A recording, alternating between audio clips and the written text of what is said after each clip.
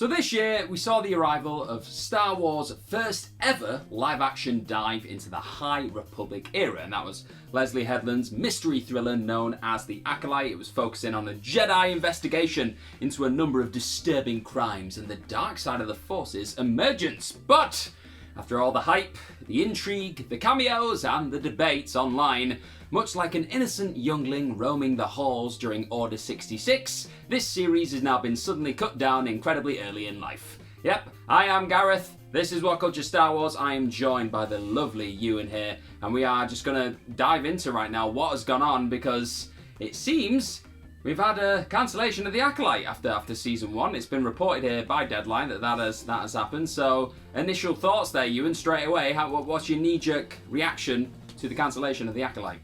I feel nothing. What I think is really, really bad is kind of my current headspace with Star Wars is that I feel like this is par for the course with Disney's tenure of the franchise, kind of spinning it out into spin-offs and TV shows.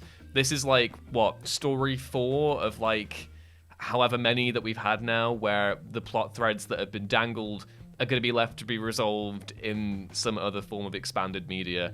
It's very, very frustrating because while I very much enjoyed watching The Acolyte as it was going through the beginnings and ramping up its mystery, we're so desperate, I think, as Star Wars fans for stuff that isn't beholden to what came before. And when the High Republic first came out, I was very much into the books and comics, very much piqued my interest. And seeing that in live action was great, especially in a way that I felt was drawing upon the well of stuff that Lucas did with the prequels. It really leaned into that. But by and large, it never really went beyond like solid to good. And by the time we got to the final 2 episodes, I tapped out because I had the Star Wars fatigue again. And this is really, really frustrating for me as someone who's, absolutely adores Star Wars. Star Wars has been a part of their life for, since he was a baba. I am sick to my gills with the amount of stuff that Disney is producing, and I feel like the Acolyte's cancellation is, and the low, viewing figures the finale reportedly got, I feel like this isn't so much symptomatic of the Acolyte's quality, which for me is par for the course of what we've seen from Star Wars TV over the last few years, bar Andor, which was exceptional. I think Ahsoka was just okay. I think The Mandalorian Season 3 was very, very stinky. So for me, this is reflective of the kind of scrambled rush to make Star Wars be in front of everyone's eyeballs at all times and to provide Star Wars content, rather than thinking of how do we best serve the franchise going forward. And I don't know about you, Gareth, but watching The Acolyte, for me, it felt like it would have been way better, way more at home with an actual, like Kenobi, like an actual movie that wasn't stretched out over several episodes because there were loads of pacing issues. For me, this is just reflective of how poorly the current iteration of Lucasfilm and Disney are shepherding the franchise. We're getting good ideas and solid concepts that are being derailed by the need to have content on Disney+. And I think it's really interesting that you said that you found yourself, like a lot of fans, and it's clearly been reflected here in the viewing figures, like we'll go through a little bit, but that a lot of people did check out really with this, because we are getting to a point where there is just so much content in the game, like with these Star Wars, your Marvels, and then you've got every other studios trying to franchise their TV series as well. It's just a lot of different places trying to like vie for your attention at all times, and even those who adore Star Wars, like if it gets to a point where you just feel like you just kind of going through it, it's a bit of a slog, and you feel like you're just watching an episode that's spinning its wheels a little bit, or it's just filling time, you're like, oh, I don't want to do this again. And it is one of those things when you have to really be a bit more disciplined and condense that story into a movie, into a feature film, like for me the end product just feels, especially with Star Wars, I think over the last couple of years, it feels like the end product would be a lot more rewarding. And just diving into this really when it comes to just the stats, the figures, all that kind of stuff, when it comes to really why this happened, well, not like it's not been like fully reported that yes, this is the exact reason, but the dots are being joined really to, if you look at the figures, it was pretty inevitable that this was probably going to happen. So we've got the Rotten Tomatoes score for it was 78%, which isn't obviously awful, but I don't know, it's not like incredible when it comes to a critical reaction to it. It definitely divided the fan base just online. You could see that every other episode was dropping and people were they had opinions. Let's just say that people had opinions on it. And then when it comes to the actual first couple of episodes, it actually had a decent start. It actually did get a lot of attention. It generated 4.8 million views in its first day on Disney Plus, and that was the biggest series premiere on Disney Plus this year. So yeah, great start really. So people were intrigued by this concept and wanted to see what was going on with it. And that tally rose to 11.1 million views globally after 5 days of streaming.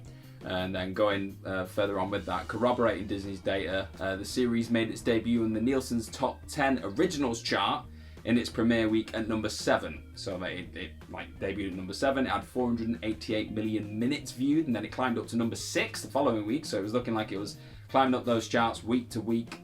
Then it just didn't really sustain that momentum. Like we just said, a lot of people I think fell out of love with it. Maybe just weren't as interested. Just felt the story wasn't maybe moving quickly enough, whatever it was. The people weren't hooked, and it dropped out of the top 10 in week 3. It stayed out of that before returning at number 10 after the release of the finale. It had 335 million minutes viewed, and that's believed to be the lowest for a Star Wars series finale so far. So yeah, it's one of those things, isn't it? It just seems like we've said there a few times, people just lost interest. Time is precious, all right? And if these shows are not grabbing people's interest and they're not giving them a reason to stick around and really make it a point of viewing week after week, they're gonna turn their attention elsewhere. I think this is again, it's emblematic of the show's poor pacing, because we know that. I mean, how many times we talked about the Acolyte, Gareth, as it was coming out and going, "Oh, that was a really solid episode," and then it ended. Yeah. And feeling that the one of the biggest examples for me being the introduction of the Stranger with that great shot of him gliding down in the background, just out of focus, and then the show literally cutting to credits as the first attacks happen. It just felt like it was not made for this format. And this is the thing that is just so frustrating, because imagine the anticipation and excitement that would have been for a prequel, what is essentially a prequel-ish to The Phantom Menace, coming out in its 25th anniversary. We all went to see it at the big screen. It was amazing. And they included, a clip from the Acolyte, post-credits for that film. I think the momentum from that would have been absolutely brilliant. It feels as if Solo scared Disney completely in regards to, whether or not spin-off quote-unquote content can be made for the big screen. But the thing that I would always say about Solo is that, and that's a movie I'll go back for, is it just released at the wrong time. I feel like everyone had kind of, Disney had a good thing during the sequels, and certainly with Rogue One, where it was like, okay, so Star Wars is a Christmas thing now. We're going to release one movie a year. It's going to be around December, and we're going to associate it with all those happy family feelings that you have when you go back home and you get to watch, Star Wars with the people that maybe introduced it to you growing up. And then Solo came out, was it 4 months after The Last Jedi? It was May 2017. Yeah. So it's like, people already felt, okay, you're taking the bit of the Mickey here, especially in regards to the idea of it being so obvious that Disney was looking to MCU-ify Star Wars. And for me, the kind of the poor reception to The Mandalorian Season 3, the kind of middling response to stuff like Ahsoka and now the Acolyte, and also, again, I might be out of a bubble here, but I'm not seeing much anticipation for the Mandalorian and Grogu movie, which I don't know if it's gotten a new title or not yet, because it's the worst title in the history of the world. I just kind of feel Liam Neeson was right the other month when he was saying that all these new TV shows, the amount of stuff that is coming out, it is cheapening Star Wars, because I'm feeling less of a pull to go back and rewatch the originals now, which I used to make kind of like a tradition every single year.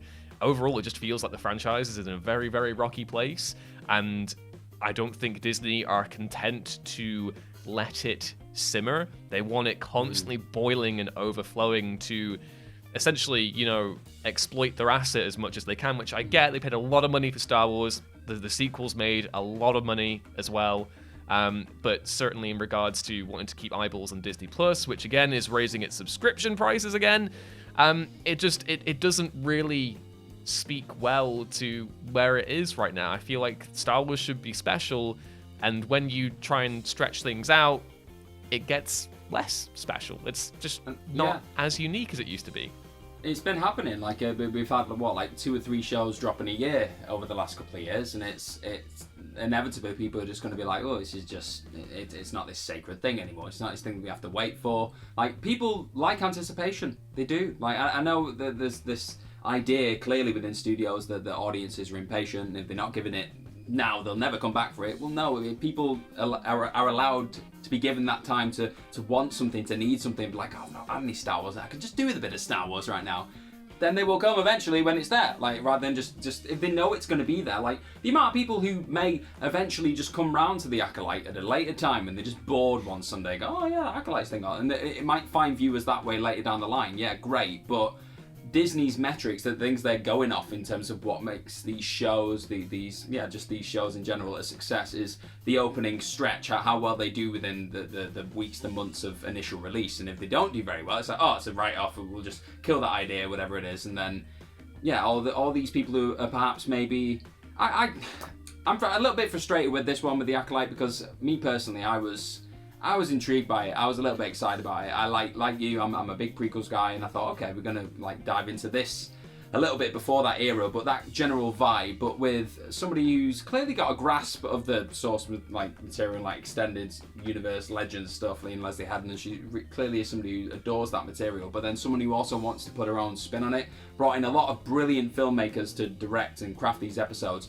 And they were doing some interesting things, I felt, within the show, but maybe it was just not what a lot of people were expecting, and it just feels a little bit like bowing to the expectation of a certain kind of Star Wars fan at times. Not attacking that, everyone's allowed their own opinion, but it did feel a little bit like that at times. I think it's just one of those where you could see, because obviously when you look at the original Star Wars movies by Lucas, they're pulling so heavily from Kurosawa, the Hidden Fortress, Seven Samurai, stuff like that, and obviously old westerns and George Lucas's love of like John Ford and all that.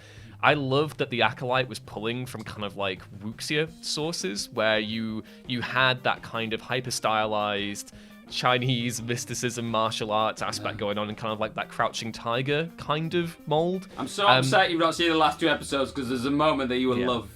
I mean, I probably will get to it. I just think, for me, this is another example of a really, really fun, cool idea that just wasn't given the right format to exist properly. It reminds me so much of Kenobi, which should have been an amazing big screen experience, the return of Ewan McGregor to that role, and then what we got instead was a very, very, very tonally weird kind of TV show that had to have Darth Vader involved, and we had to have Leia involved, and the volume and everything felt constricted and small.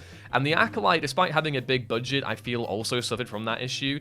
I feel like there was maybe a miscommunication on the part of, well, the High Republic is meant to be pristine and clean, so everything has to be spotless. For me, it suffered from that kind of unweathered issue that we've seen in a lot of TV shows over the years, where everything just looks a bit too pristine. And The Mandalorian is certainly guilty of this. I just feel like we're getting... I think what needs to happen, and it will not happen because it's impossible for it to happen, is hit the pause button and really come back with something fresh and new. And we know that we have, is it like 3 or 4 new movies coming along the way? We've got the Rey movie, which, okay. We've got the James Mangold movie, which I'm interested in. I like a lot of Mangold stuff. I really hated Indiana Jones, so I don't know if he's going to be like Dial of Destiny. I love Indiana Jones, but Dial of Destiny was not for me. So I don't know how that's going to pan out.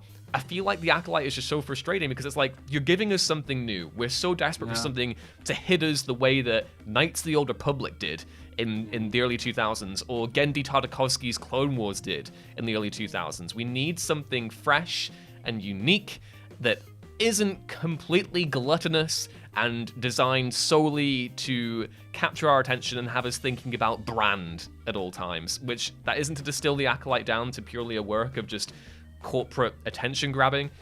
There's clearly a lot of unique authorial intent going behind it, some great casting, some great themes that they're diving into, but I am not surprised that it's been cancelled, when I think we're all in a moment right now where we could just do with a little bit less of Star Wars and try and rediscover why we all love the franchise, and I do think that means less of it. Yeah, and on that note, we've got Skeleton Crews coming very soon. I think that's not too far around the corner. you like you said, Ewan, it's not going to happen, but I fully agree. I think we all just need a bit of a break. Probably the same with the MCU as well, to a certain degree. All these huge franchises that are just pumping content Disney. out. I think. I know, and they would benefit, but yeah, it's too much of a bold move, I think, for that to happen. So for now, though, we know that The Acolyte has been cancelled. Let us know what your thoughts and feelings were about this decision. The Acolyte in general, did you have any favourite moments from the show? Things, plot points, certain cameos that you wish maybe would have been explored more in the future? Could they be explored in another series, a movie, whatever it is? Let us know in the comments down below. I've been Gareth from What Culture Star Wars. This has been Ewan. You can follow myself on X, Twitter thing at gmorgan04. Where can they follow you, Ewan? Ewan ruins things everywhere, except Letterboxd, Everywhere. where I'm just Ewan Patterson. If you want to follow my film, You don't takes ruin there. things on Letterboxd, do you? No, you just No. have a good time. Only the best on there.